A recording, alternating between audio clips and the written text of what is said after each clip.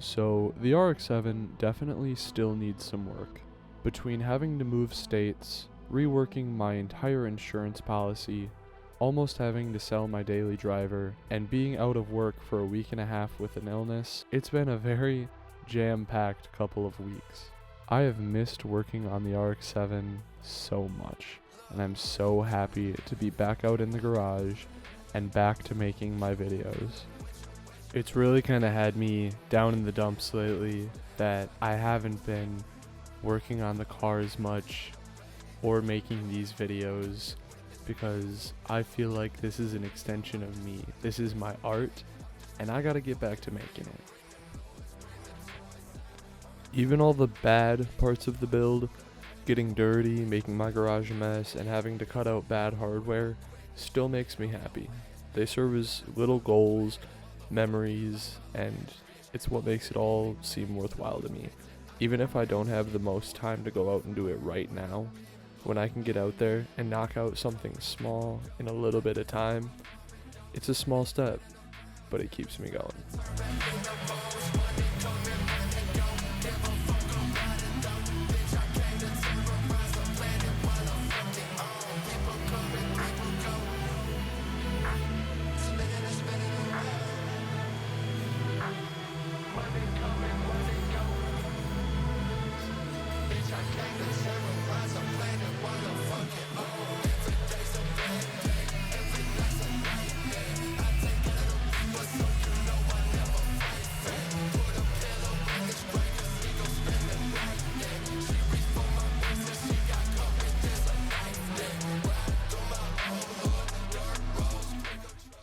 While I've been away, I have had the privilege of meeting some pretty cool people, including a super cool guy from Chicago, currently building a REW powered FB RX-7, and he's been doing this for almost 20 years. So it was really cool talking to him, hearing his experience and his ideas, and it really inspires me to get my own car out and running again, and definitely to take it to a few shows and a few events. But as the build progresses, I need some feedback. I really want to hear what you guys want to see. So are we thinking power, cosmetics, suspension, or do you guys want to see something on a car that already runs, like my GTI? Because that is still stock, and that's got to change.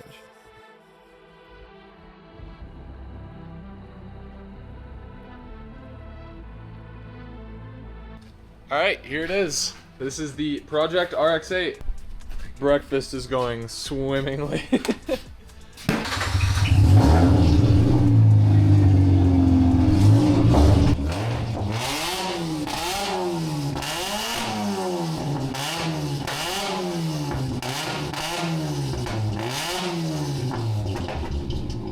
One more.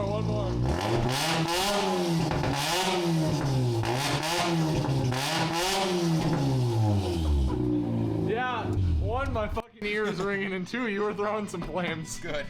Now I gotta get off this big old bolt. I believe that's a 19, so I can get to the front stack.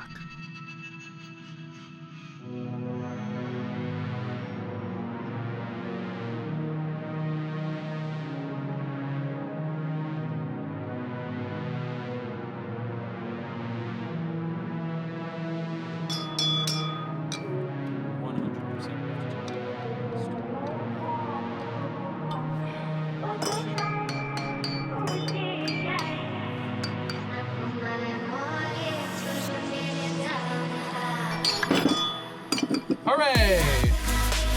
We did it!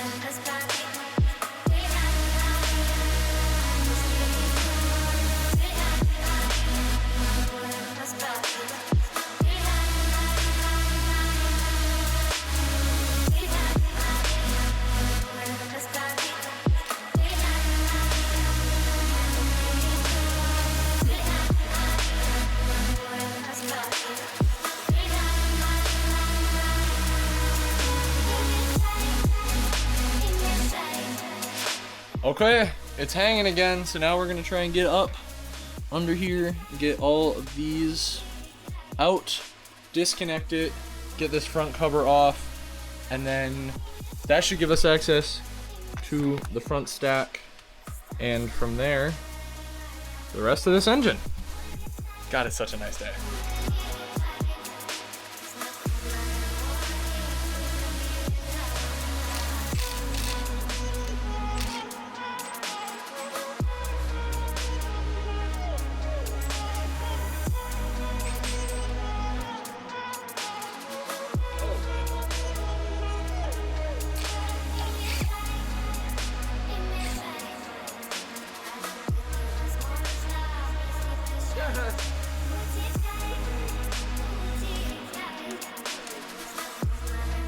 Well, I have y'all here, and we're talking. This is what I mean when I say, and when I said in my first video, I'm sure I'll fail. I'm sure of it. Because look how many mistakes I've made just in the last 20 minutes, you know. This is my first time. I don't have a guide here. I'm looking up YouTube videos while we do this, because that's what working on cars is. Anybody out there who's worked on a car or three knows that you make mistakes as you go all the time. Tyler, I'm sure, can attest. No, I'm a professional. You make mistakes all the time. That's just kind of part of doing this. You make your mistakes and you learn. And then you keep making them, probably. For anything like me. You keep doing it, and you fall in love with it. You get angry. You take a break. You go eat something, and then you come back, and then you're happy, and then you're good to go. Because you're back in the garage. Oh, that's disgusting. That's kind of the whole theme of this build for me, is not so much to have it be done perfect every single time, but to learn, and to have you guys come with and learn, and to have you guys see my funny mistakes and laugh. Say, ha, what a dumbass. Because guess what I'm always thinking while I'm doing this? Ha, what a dumbass. I love stuff like this. I think it's so silly and fun, and I know that this will take up a giant chunk of the video, but I do feel that it needs to be said. Everybody's going to make mistakes while you work on cars. That's kind of how you do it. So don't ever let anybody tell you that their first build was perfect, because they're a liar.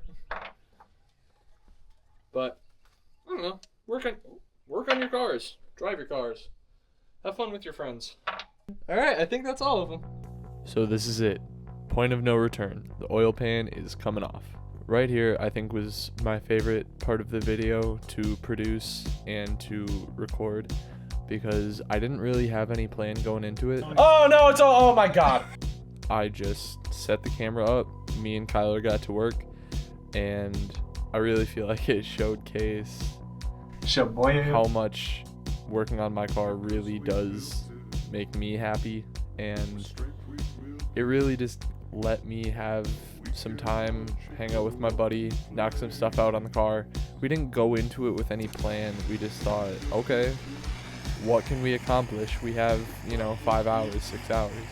So let's knock some stuff out. And it's not structured. It probably took longer than it needed to. Neither of us knew what we were doing. But it's one of the best times I've ever had working in the garage.